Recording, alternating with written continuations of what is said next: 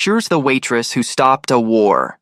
If you believe in the power of courage and compassion, please like this video and comment your thoughts below. Your support helps us share more incredible true stories. A waitress made a split-second decision to hide a bleeding biker from his enemies. 24 hours later, 300 motorcycles appeared at her diner's door. What she'd done changed everything, but no one imagined what would come next. Sophie Mitchell had worked at Red's Diner for 8 years, serving coffee and eggs to truckers, travelers, and the occasional local who couldn't sleep. The diner sat on Route 89 outside Prescott, Arizona, a lonely stretch of highway where the desert stretched endlessly under star-filled skies. It wasn't glamorous work, but it paid the bills. Barely. At 32, Sophie was tired in a way that sleep couldn't fix. Single mother to 5-year-old Emma, working double shifts 6 days a week, she lived paycheck to paycheck in a small apartment above the hardware store in town. Emma's father had left before she was born, just disappeared one day, leaving Sophie to figure out parenthood alone. She'd done okay. Emma was healthy, happy, enrolled in kindergarten. They had a roof over their heads and food on the table. That was enough. It had to be enough. The graveyard shift was Sophie's regular, 11 p.m. to 7 a.m. Friday through Tuesday. She'd take orders, pour coffee, clean tables, and listen to the hum of the highway. Most nights were quiet, peaceful even. Red, the owner, trusted her to handle things alone during those dead hours. She liked the solitude. It was 3:17 a.m. on a Saturday when the door chimed. Sophie looked up from wiping down the counter, expecting a trucker or someone who'd driven too long and needed caffeine. Instead, a man stumbled through the door. Tall, muscular, maybe 40 years old, wearing a leather vest with patches she recognized immediately. Diablo's MC. Motorcycle clubs were common on this stretch of highway. Most were harmless, guys who loved their bikes and their brotherhood, but some were dangerous. The Diablos had a reputation. Tough, territorial, not people you crossed. Sophie had served members before. They tipped well and didn't cause trouble as long as you showed respect. But this man wasn't here for coffee. Blood soaked his left side, dripping onto Red's clean floor. His face was pale, sweating, twisted in pain. He gripped the doorframe like it was the only thing keeping him upright. "Help," he rasped. "Please, they're coming." Sophie's training kicked in. 8 years of dealing with drunks, fights, and medical emergencies in a roadside diner. She rushed around the counter. "You need a hospital. I'm calling 911. "No!" His hand shot out, gripping her wrist with surprising strength. "No cops. No ambulance. They'll find me. Please, just let me hide. 5 minutes. Please." Sophie stared into his eyes. Desperate, terrified eyes that reminded her of a cornered animal. Every instinct screamed danger. This man was trouble. Whatever he was involved in, it wasn't her business. The smart thing was to step back, call the police, protect herself. But Sophie had never been particularly smart when someone needed help. "Back room," she said quickly. "Through that door. Storage area. Hide behind the supply shelves. Don't make a sound." He nodded, stumbled toward the door she indicated. Sophie watched him disappear into the storage room, then grabbed towels and frantically wiped up the blood trail he'd left. Her hands shook. What was she doing? This could end badly. This could end very badly. She'd just finished wiping when headlights cut through the darkness outside. 3 motorcycles pulled into the parking lot, loud, aggressive engines. Sophie's stomach dropped. Through the window, she saw their vests. Iron Wolves MC. A different club. A rival club, if the local rumors were true. 3 men entered. Big men, leather-clad, faces hard. The leader had a scar running from his temple to his jaw.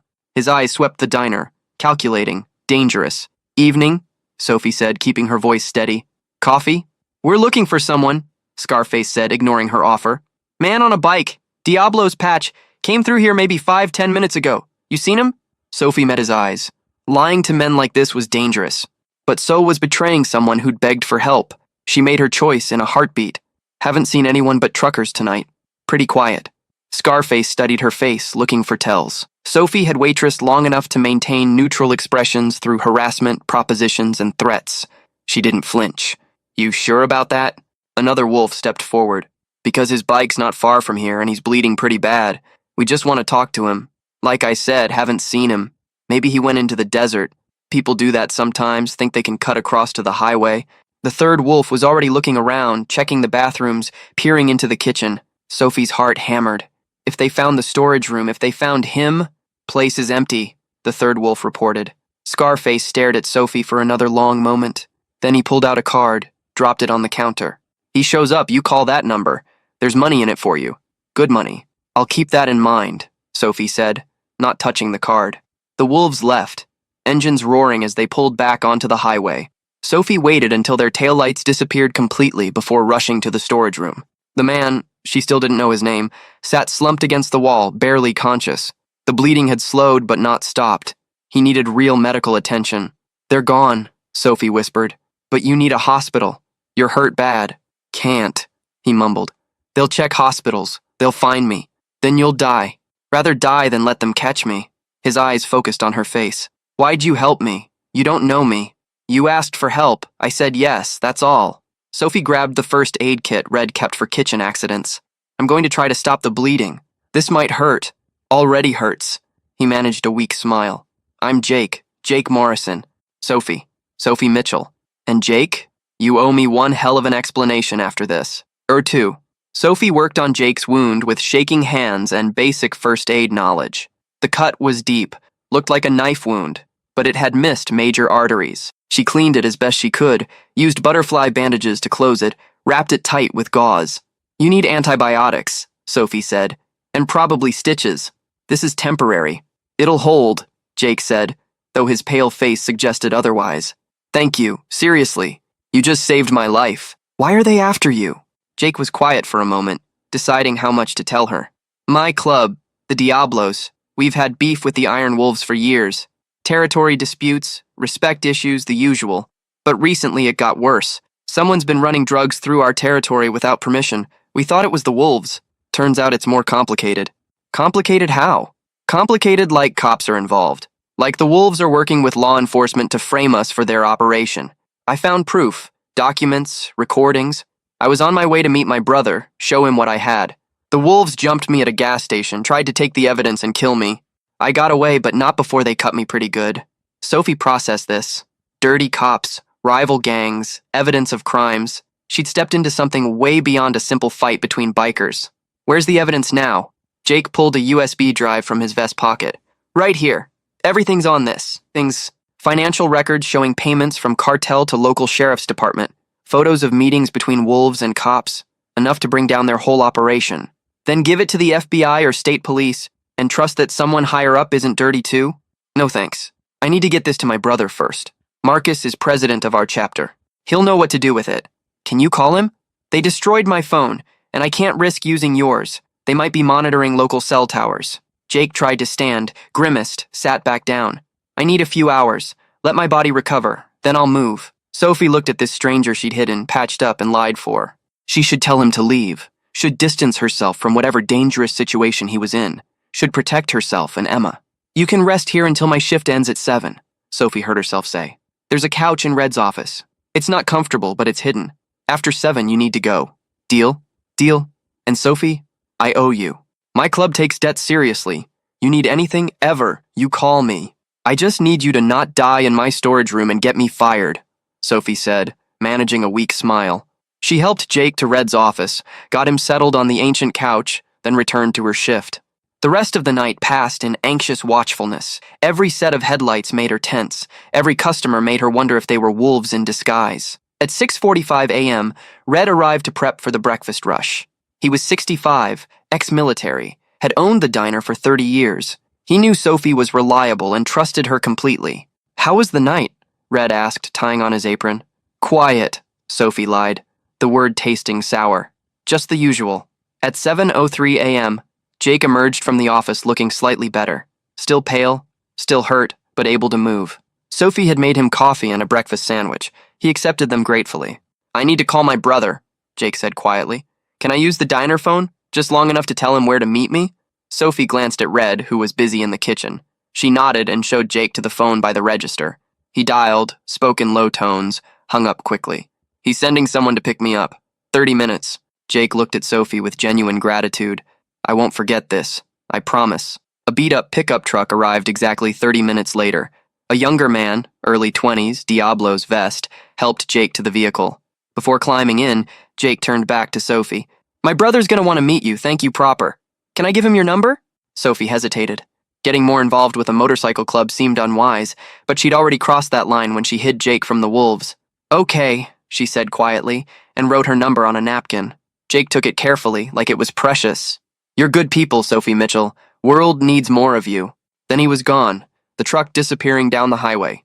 Sophie returned to the diner, exhausted and rattled. She'd helped someone in need. That was good. That was right. But she couldn't shake the feeling that she'd just set something in motion that she didn't understand and couldn't control. That afternoon, Sophie picked up Emma from her neighbor, Mrs. Chen, who watched her during Sophie's shifts. Emma chattered about kindergarten, about her friend Lucy, about the caterpillar they'd found on the playground. Sophie held her daughter close, breathing in her shampoo-scented hair, grateful for normalcy. They were eating dinner, mac and cheese, Emma's favorite, when Sophie's phone rang. Unknown number. Hello? Ms. Mitchell? This is Marcus Morrison, Jake's brother. I understand you helped him last night.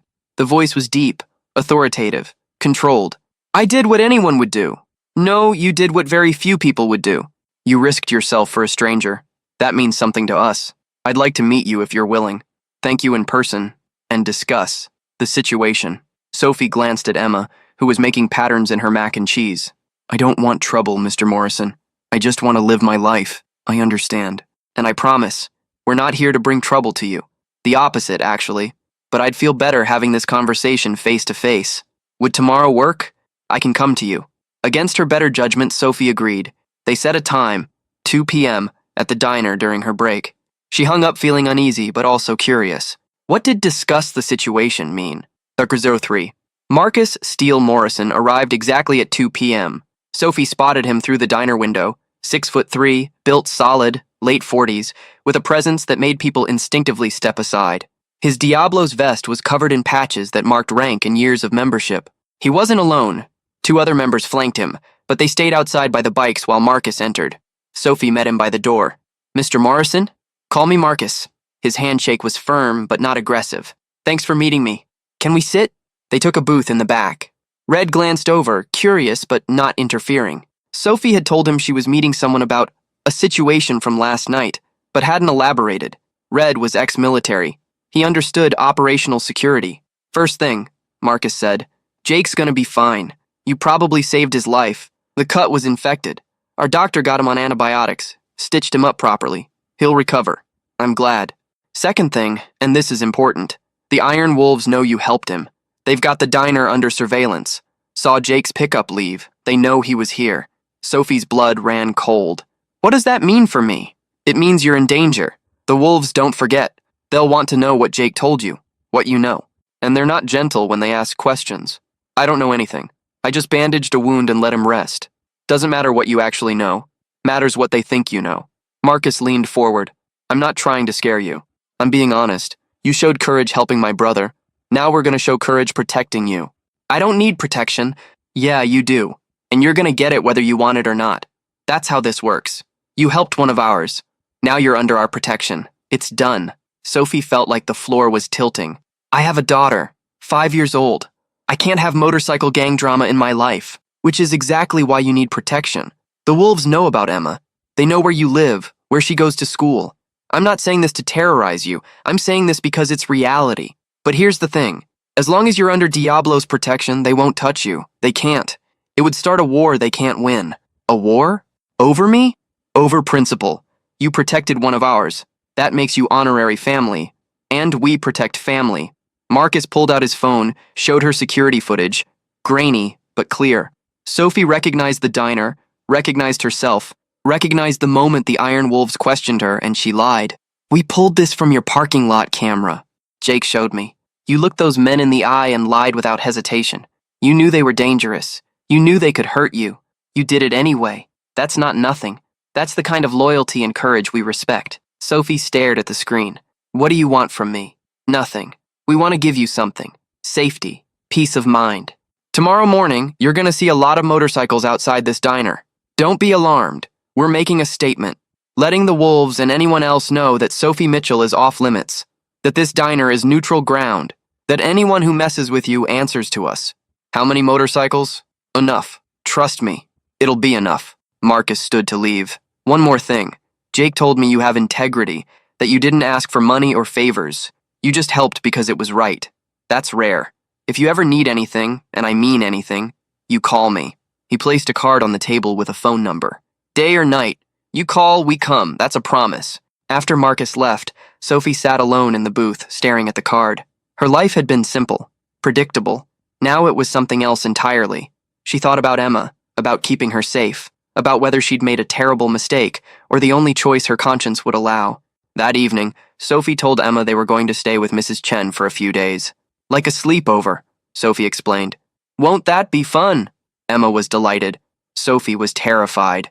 If Marcus was right, if the wolves really were watching her, then she needed Emma somewhere safe until... Until what? She didn't know.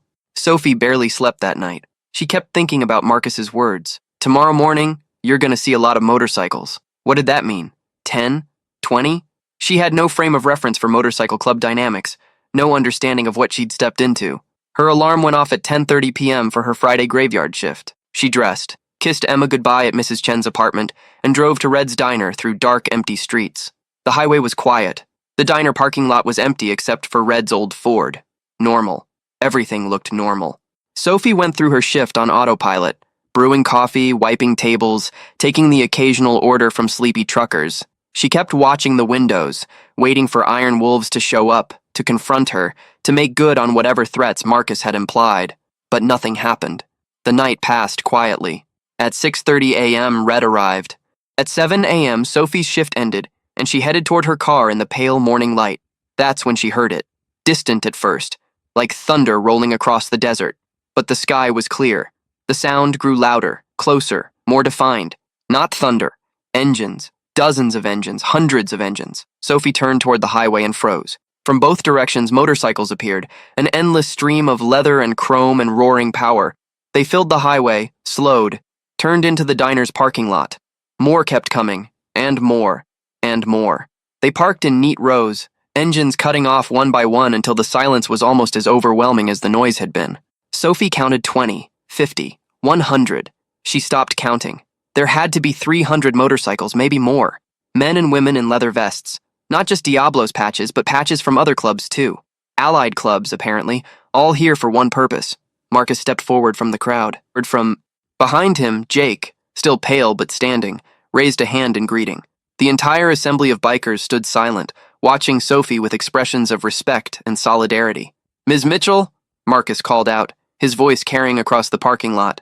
The Diablo's MC and our brother clubs from across the Southwest want to formally acknowledge your courage and declare you under our permanent protection. Anyone who threatens you threatens us.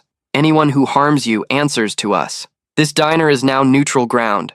You are now family. This is our vow. 300 voices rumbled in agreement. This is our vow.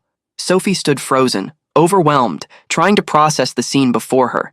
300 bikers, all here because she'd hidden a bleeding man and lied to his enemies. All here declaring her family. All here changing her life in ways she couldn't begin to understand. Red stepped out of the diner, took one look at the assembled motorcycles, and whistled low. Sophie, what in the hell did you do?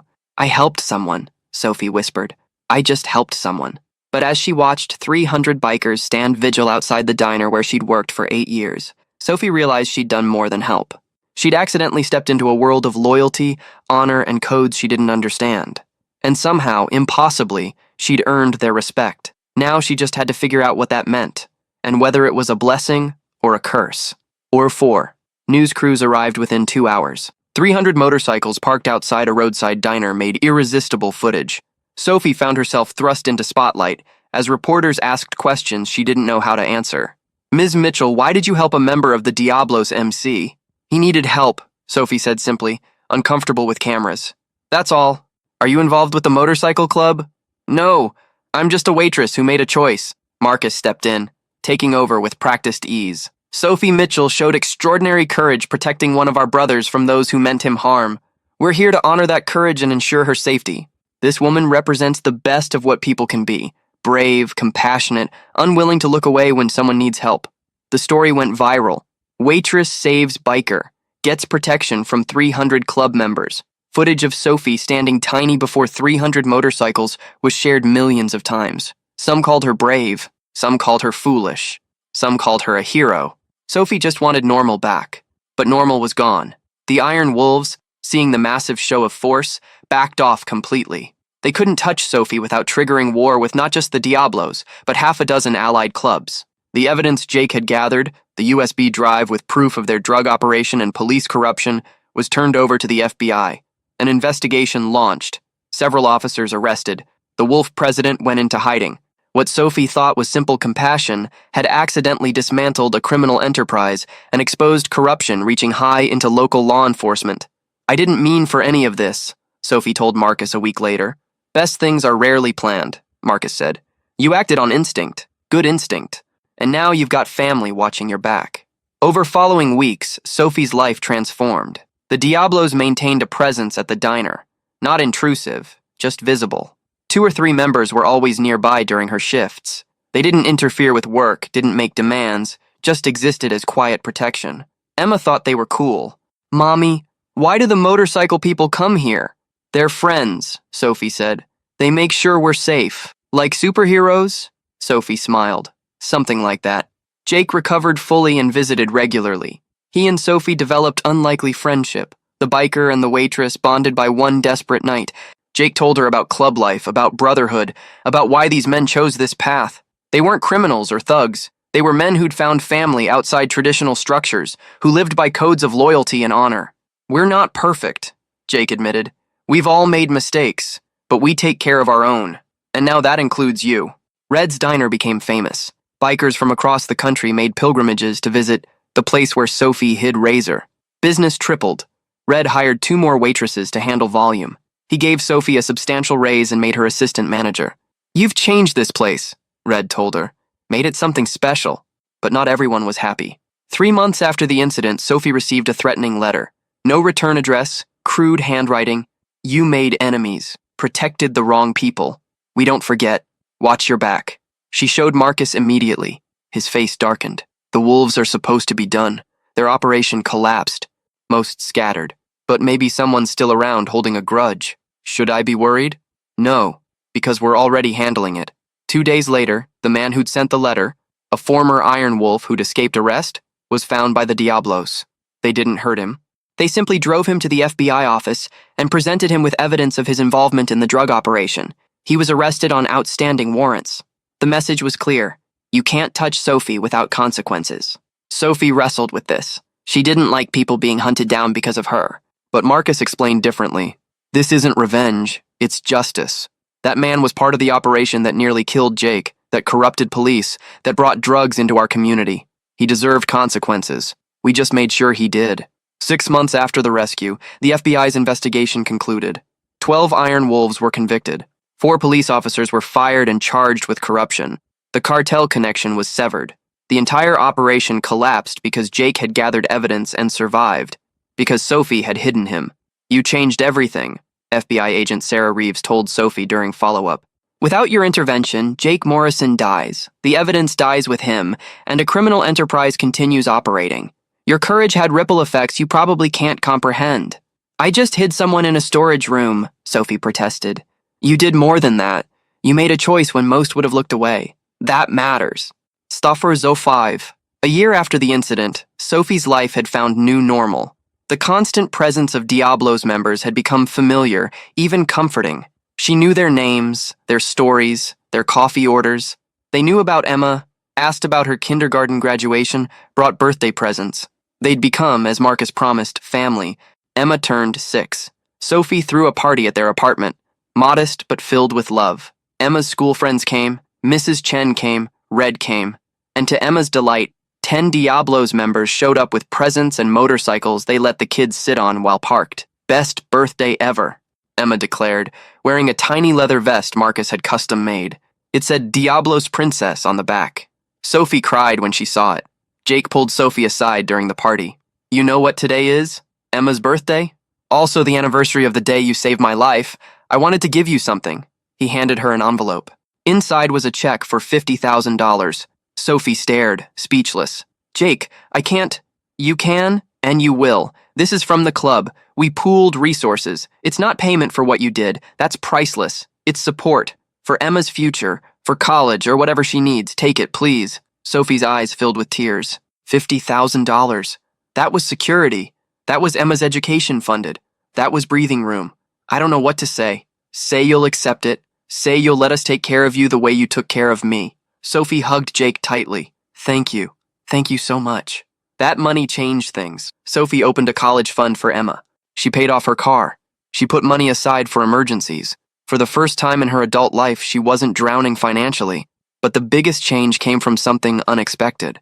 A journalist named Patricia Reynolds wrote a book about Sophie's story, The Waitress and the Warriors, How One Act of Courage Changed Everything. It detailed Sophie's decision to hide Jake, the massive show of support from the clubs, and the subsequent takedown of the criminal operation. The book became a bestseller. Sophie received a portion of proceeds, enough to quit working double shifts, to spend more time with Emma, to actually breathe.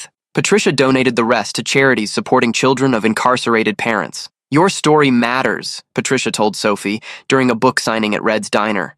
It shows ordinary people can make extraordinary differences. That courage isn't about being fearless. It's about acting despite fear. Sophie hadn't thought of herself as extraordinary. She'd just done what felt right. But looking around the diner, at the bikers who'd become friends, at Emma who was thriving, at Red whose business was booming, at her own transformed life, she realized maybe Patricia was right. Maybe small acts of courage did matter. The Iron Wolves were effectively disbanded. Most members had scattered or been arrested. But their former president, a man named Vince Reaper Callahan, remained at large. He'd fled when the investigation started, reportedly hiding in Mexico. Marcus kept Sophie updated, assuring her Callahan was monitored and posed no immediate threat. But threats have a way of materializing when you least expect them. It happened on a Tuesday night, 18 months after the original incident. Sophie was closing the diner, midnight, and she was last one there. Red had left at 11. The Diablos rotation wouldn't arrive for night shift watch for another 30 minutes. Sophie was alone. She heard the door open behind her as she cashed out the register. "Sorry, we're closed," she said without turning. "I know." The voice was unfamiliar, cold, but this won't take long. Sophie turned. A man stood in the doorway, 50-ish, scarred face, Iron Wolf's vest worn and faded. She recognized him from photos Marcus had shown. Vince Callahan, the missing president, the one who'd gotten away. "You cost me everything," Callahan said quietly, stepping inside and locking the door. "My club, my operation, my life, all because you couldn't mind your own business." Sophie's hand moved slowly toward her phone, but Callahan pulled a gun. "Don't." Her heart hammered. "Stay calm. Buy time. The Diablos would arrive soon. I just helped someone who was hurt. That's all." "That's all?" Callahan's laugh was bitter. "That all destroyed everything I built. Razor had evidence that brought down my entire enterprise. You kept him alive long enough to use it. You think that's nothing? It was the right thing to do. Right?" Callahan moved closer, gun steady. "What's right is people staying out of business that doesn't concern them. What's right is waitresses serving coffee and keeping quiet. You couldn't do that, so now I'm here to balance the scales. Killing me won't fix anything. Your club is gone. Your operation is done. The evidence is already with the FBI. You're a symbol," Callahan interrupted. "The woman who stood up to us. The hero. If I let you live, I look weak. I can't have that." Sophie's mind raced. She needed to stall. "So what's your plan? Shoot me and then what? Run again? The Diablos will find you. Maybe. But you'll still be dead." Callahan raised the gun, pointing at her chest. "Sorry, Sophie. Nothing personal. Just business." Sophie closed her eyes, thinking of Emma, of how her daughter would grow up without a mother because Sophie had made one courageous choice. Was it worth it? Would she change anything? No, she wouldn't. Even facing death, she wouldn't change it. Jake deserved to live. That mattered more than her fear. The sound of motorcycles, multiple engines approaching fast, shattered the moment. Callahan cursed, moved toward Sophie, grabbed her arm roughly.